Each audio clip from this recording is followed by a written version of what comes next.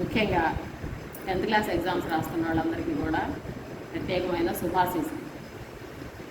నా తరపు నుంచి నేను 10th క్లాస్ ఎగ్జామ్ రాసేటప్పుడు పిల్లలు ఏ క్లాస్ అయినా సరే ఎగ్జామ్ రాసేటప్పుడు పిల్లలు ఏం జాగ్రత్తలు తీసుకుంటే చక్కగా మార్క్స్ స్కోర్ చేసుకోవచ్చు అనే విషయం గురించి ఇప్పుడు నేను చెప్తాను. ఫస్ట్ పాయింట్, చూడగానే పేపరు బాగా రాసారే అనిపించాలి. చూడగానే బాగా రాసారే అనిపించాలి. అలా అనిపిస్తే ముందు టకటకా మార్క్స్ పడతాయి. అంటే ప్రజెంటేషన్ నీట్గా ఉండాలి. తర్వాత నెంబర్స్ సరిగా వేయాలి. మార్జిన్లోనే వేయాలి నెంబర్స్. ఇలా మార్జిన్లోనే నెంబర్స్ వేయాలి. అలా వేయకుండా లోపలికి వేస్తే అంతా గజిబిజిగా ఉంటుంది. మార్జిన్లో క్వశ్చన్ నెంబర్లు తప్ప ఇంకే నెంబర్లు వేయదు.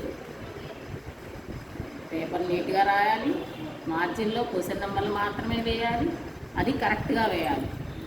తర్వాత మీకు ఎంతవరకు వచ్చు ధైర్యంగా రాయాలి. ఎగ్జామ్ ఇప్పుడు కూడా టెన్షన్ పడుతుంది అట్లా రాయకూడదు. ప్రశాంతంగా హ్యాపీగా మీకు ఎంతవరకు వచ్చు వచ్చింది ఏ క్వశ్చన్కి ఎక్కడ రాస్తే కరెక్ట్గా సూట్ అవుతుందో తెలుసుకొని రాసేయాలి. అంతే, చిన్న చిన్న టిప్స్ ఫాలో అయితే ఎగ్జామ్ చక్కగా రాసేయచ్చు. ముందు ధైర్యంగా వచ్చినవి అన్నీ బాగా రివిజన్ చేసుకొని వెళ్ళాలి. ఎప్పుడో చదివాను రాద్దాం లేకపోతే రాయలేదు. సో ఈ గతంలో మీరు చదువుకున్నవి వచ్చినవి బాగా రివిజన్ చేసుకుని వాటిని రాయాలి. రాసేటప్పుడు సైడ్ హెడ్డింగ్ పెట్టి రాయాలి. సైడ్ హెడ్డింగ్ పెట్టి దాన్ని అండర్లైన్ చేసి దాని కింద నీట్గా రాయాలి.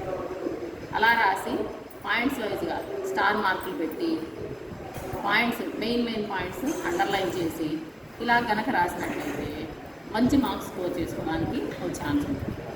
అన్ని క్వశ్చన్లు అటెంప్ట్ చేయాలి. ఏ ఒక్క క్వశ్చన్ కూడా వదిలేదు. ఫస్ట్ అన్నీ రాసిన తర్వాత చివర్లో ఛాయిస్ రాయాలి. ఒకేసారి ఛాయిస్ ఇచ్చినవి రాయకూడదు. ఎందుకు రాయకూడదంటే ఒకేసారి ఛాయిస్ ఇచ్చినవి రాసుకుంటా ఉంటే ఛాయిస్ లేని రాసేటప్పటికి టైం అయిపోయిందనుకో అప్పుడు మార్కులు తగ్గుతాయి. అందుకే ఫస్ట్ అన్నీ రాసిన తర్వాత ఛాయిస్ క్వశ్చన్స్ లాస్ట్లో టైం ఉంటే రాయాలి. అంతేగాని ఫస్టే ఛాయిస్ రాసుకుంటా కూర్చోకూడదు. పైగా బిట్స్ అన్నీ ఒకే దగ్గర రాస్తే బాగుంటుంది. బిట్స్ అన్నీ ఒకే దగ్గర రాయకూడదు.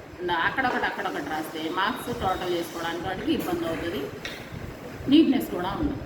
బిట్స్ అన్నీ ఒక దగ్గర రాసుకోవాలి. లెటర్ లాంటివి ఏమన్నా ఉంటే లాంగ్వేజెస్లో లెటర్ మొత్తం ఒక పేజీలో నీట్గా ఉంటే బాగుంటుంది. కామాలు ఫుల్ స్టాప్లు జాగ్రత్త పెట్టుకొని రాసుకోవాలి. ఇంకా మీరు క్వశ్చన్ ఏదన్నా గుర్తు రాలేదనుకో అదే పట్టుకొని ఏంది నేను ఆలోచించుకుంటూ ఉండకూడదు. దాన్ని కొంచెం ప్లేస్ వదిలేసేసి మిగిలింది రాసుకుంటే సరిపోతుంది. ఒకే క్వశ్చన్ దగ్గర గంట సేపు కూర్చుంటే గుర్తు రాలేదని టైం వేస్ట్ చేస్తే ఏం రాయలేదు. అందుకే జాగ్రత్తలు పాటిస్తూ నీట్గా పరీక్ష మీదే ధ్యాస ఉంచి ఈ క్వశ్చన్ పేపరు మీరు ఏముంది క్వశ్చన్ పేపర్లో అనేది సరిగా చూసుకొని జాగ్రత్తగా ఎగ్జామ్ రాస్తే అందరూ కూడా మంచి మార్క్స్ స్కోర్ చేసుకోవాలి. All the best, all of you. Thank you.